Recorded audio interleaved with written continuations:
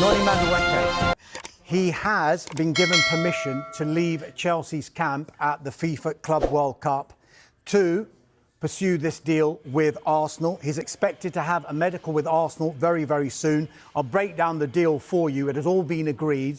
It's an initial payment of £48.5 million plus a further £3.5 million in performance-related add-ons. So in total, if he was to meet all of those performance-related conditions, the total cost of that deal could rise to £52 million. And he's already agreed in principle the terms on a 5-year contract with Arsenal. So this one is looking really, really close now. It looks like Madueke is going to be on his way back from the United States, back to the UK to take a medical with Arsenal. And we should see a formal announcement, all being well, in the next few days or so. Arsenal fans jumping with glee at this one, Mark? I think this is a really exciting signing. 23 years old, offers that versatility that Mikel Arteta likes from every signing, someone that can play in multiple positions. Dharmesh mentioned earlier on that having someone who could play as a right winger, and Arsenal perhaps lacked that bite and that spark when Bukayo Saka was injured last season, and Noni Madueke will certainly bring that. Just the 2 starts in the Club World Cup for Chelsea maybe was a little indication that he wasn't a part of the furniture moving forward. And when you look at the fee as well, it's very much in keeping with the other players that have moved over the course of this summer. It's all around £50 million, isn't it? You know, Joao Pedro, 55 plus 5 from Brighton to Chelsea. Jamie Gitting's around 50 million as well from Borussia Dortmund. Anthony Elanga, when that one gets confirmed, from Nottingham Forest to Newcastle. Yeah, the fees are also similar here, aren't they? Yeah, 52 plus 3. So what you're seeing there is that's the market value for young players, young wingers that can be quite versatile in that front three.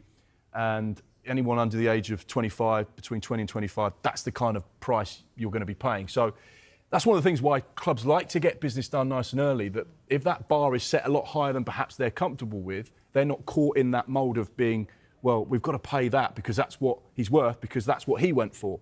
And that's why you see some teams get their business done nice and early. But looks like a really sensible piece of business for Arsenal, and I think he could be another one of those players. This is what clubs are starting to do, though, because they are looking at the market value of certain players in that same position like Madueke. And Chelsea will have every right to say, well, if this player is going for this much money, then this is how we should value Noni Madueke at. It's the same with the whole Manchester United and Brian Mbeumo, because Brentford are probably thinking they bought Matheus Cunha for £62.5 million.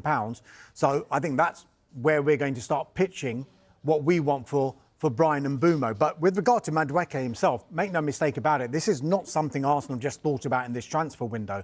They've kept an eye on his development now for the past couple of years in Madueke. Clearly, they've pinpointed areas in this transfer window where they need to strengthen. And I think, Mark alluded to it there, something that happened last season when they had all of these injuries, and maybe they thought when Saka was injured, yes, they had Ethan Nwaneri, but he was just coming into the team. Did they have anyone else who could go into that position who had Premier League experience previously and who could keep Arsenal at relatively a good level as maybe Saka was keeping him at? But now that they're looking at all of these other players and filling in the number 2 goalkeeper position, they've got their 2 midfielders in Norgard and Martin Zubimendi, following the departures of Jorginho and Thomas Partey. They're starting to look at all of their squad and thinking, right, we've found out where the holes are, let's fill them. And if you look at their squad strength now, Madueke, as Mark said there, can play on both wings.